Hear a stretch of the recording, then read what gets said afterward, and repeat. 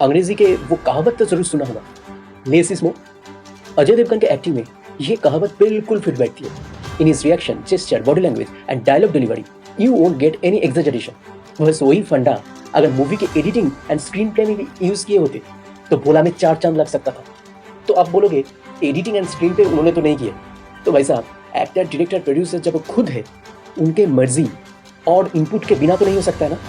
तो मूवी देखने के लायक भी है या नहीं, बताएंगे, सब कुछ बताएंगे। मूवी के हर पहलू को डिटेल में जानेंगे और हमारी तरफ से कितने स्टार्स हैं वो भी बताएंगे। बस वीडियो के अंत तक बने रहिए।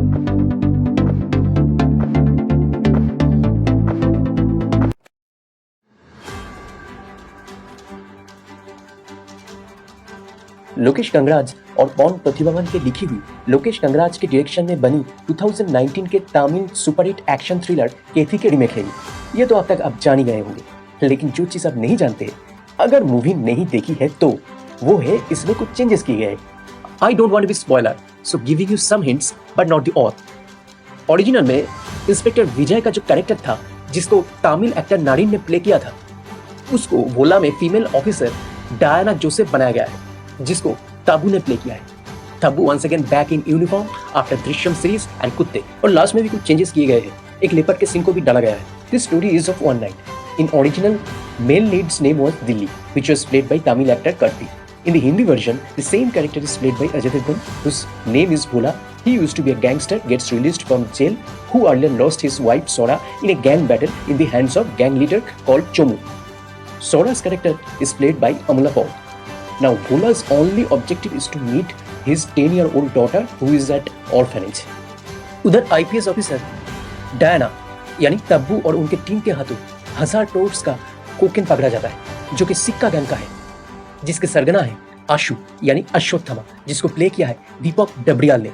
अब ड्रग माफिया के गैंग में भी पुलिस के स्पाई है और पुलिस में भी ड्रग माफिया के स्पाई है। जब आशु को इस बारे में पता चलता है, he decides to kill police officers and rescue his cocaine. ना चाहते हुए भी भोला इस लड़ाई में फंस जाता है, जब पुलिस ऑफिसर डायना उनसे मदद मांगती है। पर नोबेल कॉज इन ए वे भोला को ब्लैकमेल करती है। अगर भोला उनकी मदद ना करे तो भोला अपनी बेटी से नहीं मिल पाएगा। ऐसे में भोला इस ऑपरेशन में जुट जाता है। देखिए, पॉजिटिव्स के बारे में अगर बात किया जाए, भोला एक out and out action thriller है, which is based on strong emotional background. अगर आप एक्शन थ्रिलर के फैन हो तो आप निराश नहीं होंगे। This movie is going to entertaining. शुरू से लेकर अंत तक फुल पैक्ड एक्शन है। इस मूवी के जो सबसे बड़े पॉजिटिव है वो है फैंटास्टिक परफॉर्मेंसेस। अगर अजय देवगन के एक्टिंग की बात किया जाए, जैसे मैंने पहले ही बताया, उनके एक्टिंग में कोई एग्जैजरेशन आपको देखने को नहीं मिलेगा। एक रियलिस्टिक एक्टिंग अप्रोच देखने को मिलता है।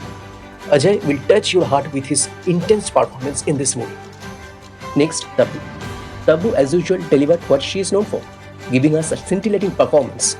विनीत कुमार इन निटरीज character will definitely force you to remember him for long time. बाकी एक्टर्स की अगर बात किया जाए तो संजय मिश्रा जैसे मजे हुए कलाकार एक अलग ही सीरियस कैरेक्टर में आपको जरूर सरप्राइज करेंगे। And last but not the least, Deepak Dobriyal.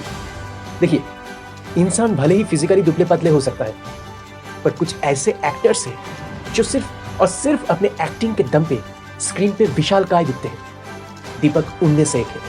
He started his career in 2006 with Omkara, went on doing movies like Shaurya, Tanuets, Manu, etc. I personally noticed him in 2012's Salman Khan starrer Dabangg 2. I still remember, in a cameo role, he drew my entire attention despite of Salman Khan being on screen. मुझे लगा यार ये कौन आ गया भाई। आज के time पे अगर आप एक्शन थ्रिलर बना रहे हो, उसमें क्वालिटी VFX होना चाहिए, और इस मूवी में VFX is definitely a plus. तो ये एक ट्रम्प कार्ड हो सकता है। मूवी में बहुत सारे ट्विस्ट एंड टर्न्स है जो आपको मूवी में एंगेज करके रखता है। So that is another positive aspect of this movie. Next जो पॉजिटिव पॉइंट है, ये एक फैमिली मूवी है जो आप अपने फैमिली के साथ जाके एंजॉय कर सकते हैं। अब आते हैं Ajay Devgan as director. Main lead होते हुए भी ज्यादा स्क्रीन टाइम तब्बू को दिया है। That shows he is very unselfish director. अब तक अजय देवगन को काफी एक्सपीरियंस हो गया होगा रीमेक बनाने का, चाहे वो दृश्यम सीरीज की बात करें या फिर इस मूवी की। Overall, I liked him as director, but कुछ aspects ऐसे हैं what I did not like that I'm going to discuss in the next segment.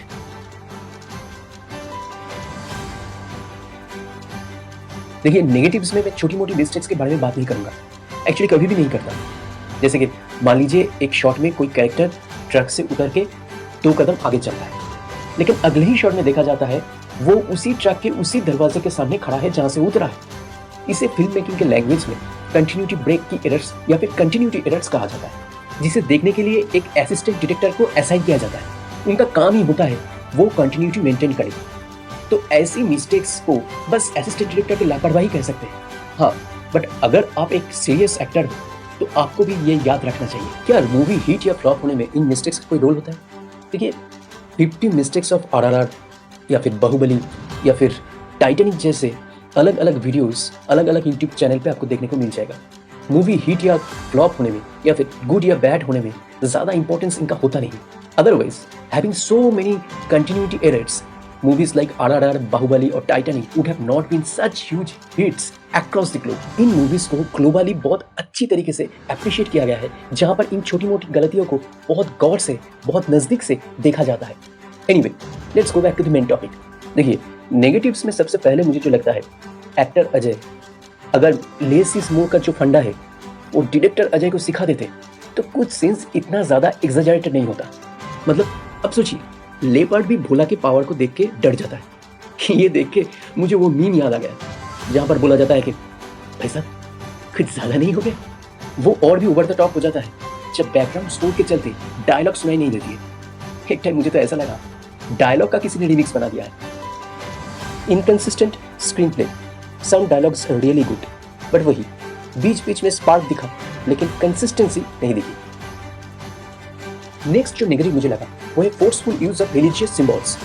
भोला के नाम अगर भोला ना हो के XYZ होता तो भी स्टोरी में कुछ फर्क पड़ता नहीं। जैसे ओरिजिनल में मेन लीड का नाम दिल्ली है, वैसे त्रिशूल की जगह पे दूसरा कोई हथियार होता या फिर अजय माथे पे त्रिशूल ना भी लगाता हो तो भी चलता।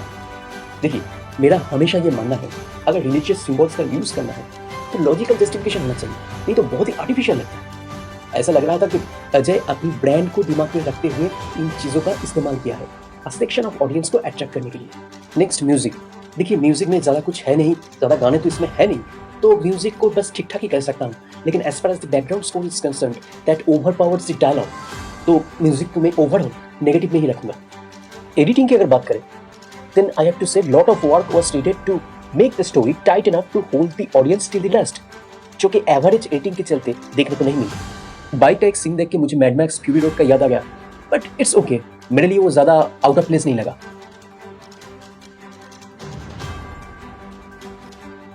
As far as the rating is concern, मैं इस मूवी को 3 आउट ऑफ 5 स्टार्स दूंगा। एक बार फैमिली के साथ थिएटर में जाके आप जरूर देख सकते हैं, और थिएटर में जाके ही आपको देखना चाहिए।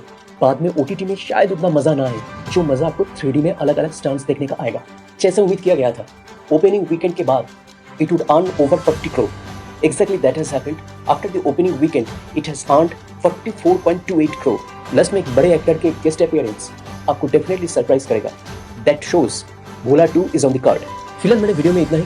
इसी तरीके का मूवी रिव्यूज, प्रोडक्ट रिव्यूज और अलग अलग एंटरटेनिंग वीडियोस हम लाते रहते हैं। चैनल को सब्सक्राइब कर लीजिएगा और नोटिफिकेशन की घंटी भी ऑन कर लीजिएगा ताकि अपडेट्स आपको टाइम टू टाइम मिलते रहे।